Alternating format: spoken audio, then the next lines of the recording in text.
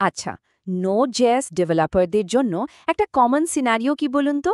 একটা অ্যাপ্লিকেশন দারুণভাবে সফল হলো, কিন্তু এই সাফল্যের সাথেই কিন্তু একটা সারপ্রাইজিং চ্যালেঞ্জও চলে আসে। চলুন আজ আমরা সেটা নিয়েই কথা বলি। ভাবুন তো, এই সাফল্যই কিন্তু একটা বড় সমস্যা তৈরি করতে পারে। হঠাৎ করে কোনো সাইটে শত শত এমনকি হাজার হাজার ইউজার একসাথে চলে এলো, তখন কি হতে পারে? আর ঠিক এখানেই Node.js এর একটা কোর প্রবলেম সামনে চলে আসে। এর একটা জন্মগত সীমাবদ্ধতা আছে, যা যে কোনো সাফল্যকে একটা পারফরম্যান্সের দুঃস্বপ্নে বদলে দিতে পারে। হ্যাঁ, ঠিক তাই। Node.js কিন্তু জন্মগতভাবেই সিঙ্গল থ্রেডেড। সহজ ভাষায় বলতে গেলে এটা একবারে শুধু একটাই কাজ করতে পারে। অনেকটা ধরুন, একজন মানুষ যেমন একবারে একটাই কথায় মন দিতে পারে, ঠিক সেরকম। কম্পিউটারের সিপিইউতে এখন তো অনেকগুলো কোর বা মস্তিষ্ক থাকে, তাই না? কিন্তু মজার ব্যাপার হলো Node.js ডিফল্টভাবে এর মধ্যে কেবল একটাই ব্যবহার করে। তাহলে সমস্যাটা ঠিক কোথায় হয়? চলুন একটু কল্পনা করা যাক। ব্যাপারটা অনেকটা একটা ব্যস্ত দোকানের মতো, যেখানে ক্যাশ কাউন্টার আছে মাত্র একটা। প্রথম কাস্টমার হয়তো খুব তাড়াতাড়ি সার্ভিস পেয়ে গেলেন, কিন্তু দ্বিতীয়জনকে?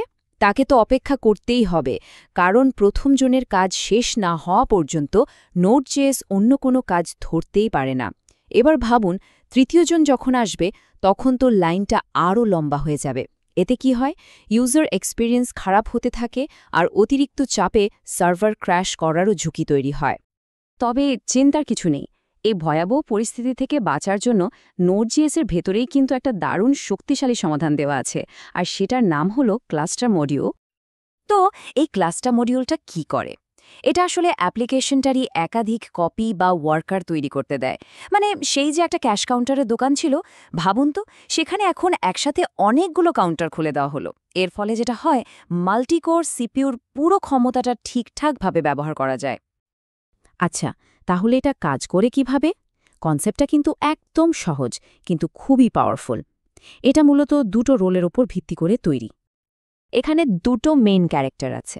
একটা হলো মাস্টার আর একটা ওয়ার্কার। মাস্টারকে বলা যেতে পারে বসের মতো। সে কিন্তু সরাসরি ইউজার রিকোয়েস্ট হ্যান্ডেল করে না। তার কাজ হলো ওয়ার্কারদের ম্যানেজ করা আর তাদের মধ্যে কাজ ভাগ করে দেওয়া। আর ওয়ার্কাররা, ওরা হলো সেই ক্যাশিয়ার, মানে অ্যাপ্লিকেশনটার এক একটা কপি, যারা সরাসরি ইউজারের রিকোয়েস্টগুলো সামলায়। এই মাস্টার প্রসেসটা কিন্তু বেশ ইন্টেলিজেন্ট। এটা প্রথমে মেশিনে সিপিইউতে কটা কোর আছে সেটা চেক করে। তারপর প্রত্যেকটা কোরের জন্য একটা করে ওয়ার্কার তৈরি করে। এতে মেশিনের পুরো ক্ষমতাটা কাজে লাগানো যায়। আর সবচেয়ে মজার ব্যাপার কি জানেন? যদি কোনো কারণে একটা ওয়ার্কার ক্র্যাশও করে, মাস্টার সাথে সাথে আরেকটা নতুন ওয়ার্কার বানিয়ে নেয়। মানে অ্যাপ্লিকেশনটা নিজে নিজেই হিল করতে পারে, যাতে সার্ভিস প্রায় কখনো বন্ধই না হয়।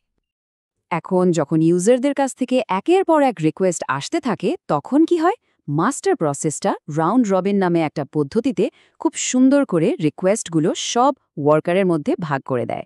অনেকটা তাসের ডিলারের মতো আর কি। প্রথম রিকোয়েস্টটা গেল ওয়ার্কার 1 এর কাছে, দ্বিতীয়টা ওয়ার্কার 2 এর কাছে, তৃতীয়টা ওয়ার্কার 3 এর কাছে। ব্যাস, এভাবেই চক্রটা চলতে থাকে। এর ফলে কোনো একটা ওয়ার্কারের ওপর বেশি চাপ পড়ে না, আর সবাই সমানভাবে কাজ করতে পারে। এখন আসল প্রশ্নটা হলো, এই পুরো সিস্টেমটার জন্য পারফরম্যান্সের পার্থক্যটা ঠিক কতটা হয়? উত্তরটা শুনলে কিন্তু অবাক হতে হয়। পার্থক্যটা মোটেও সামান্য নয়, বরং বলা যায় নাটকীয়। এই ডেটাটার দিকে একবার দেখুন। একটা বেঞ্চমার্কে দেখা গেছে, যখন ক্লাস্টার ব্যবহার করা হয়নি, তখন একটা রিকোয়েস্টের অ্যাভারেজ লেটেন্সি, মানে রেসপন্স করতে যে সময়টা লাগে, ছিল প্রায় 30 সেকেন্ড। ভাবা যায়? আর যখনই ক্লাস্টার ব্যবহার করে একাধিক ওয়ার্কার চালু করা হলো, সেই একই লেটেন্সি কমে চলে এলো মাত্র 5 সেকেন্ডের কাছাকাছি। ওয়াও! হ্যাঁ, ঠিকই দেখা যাচ্ছে। প্রায় 6 গুণ ফাস্টার। শুধু একবার ভাবুন, ইউজারদের যেখানে 30 সেকেন্ড অপেক্ষা করতে হচ্ছিল, সেখানে তারা এখন মাত্র 5 সেকেন্ডের মধ্যে রেসপন্স পেয়ে যাচ্ছে।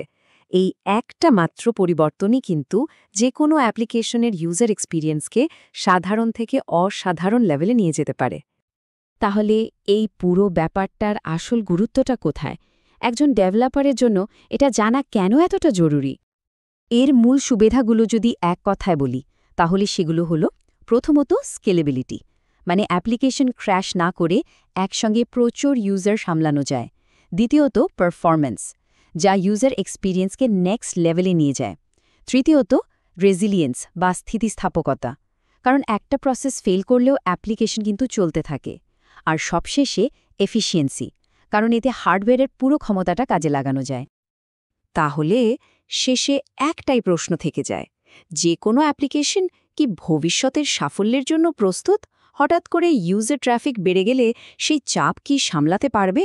নোড.জেএস ক্লাস্টার মডিউল ব্যবহার করাটাই হয়তো সেই প্রস্তুতির একটা খুব গুরুত্বপূর্ণ চাবিকাঠি হতে পারে।